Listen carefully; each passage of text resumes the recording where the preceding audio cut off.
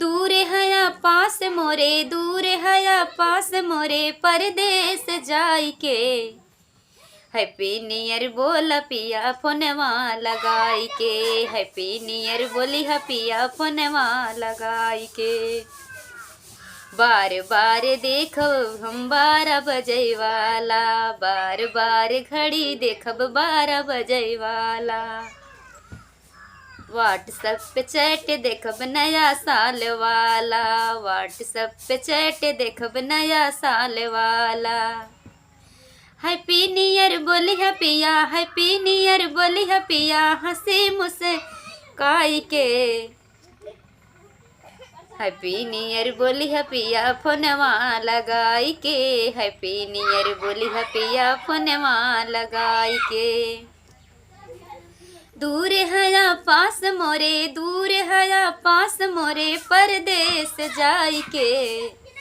Happy new year बोली है पिया फोनवा लगाई के, हैप्पी न्यू ईयर बोली है पिया फोनवा लगाई के।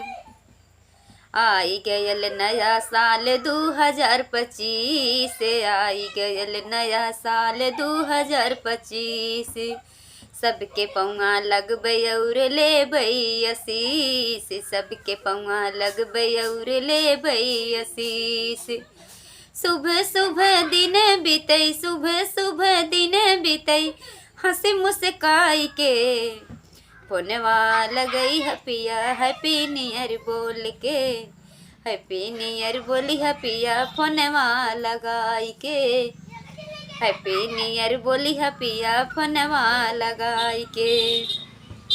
दूर है या पास मोरे, दूर है या पास मोरे, परदेस जाई के।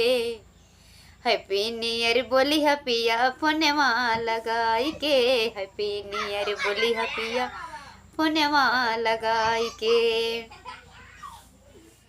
हैप्पी न्यू ईयर बोली है पिया फोनवा लगाई के।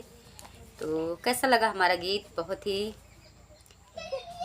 हमने ये गीत आप सबके लिए बनाया है, जो कि इसके पिया परदेस हैं और वो दूर रहकर भी पास हैं, उनकी याद अपने पास है और विश्वास है। तो और आप लोग, आप सभी दर्शकों को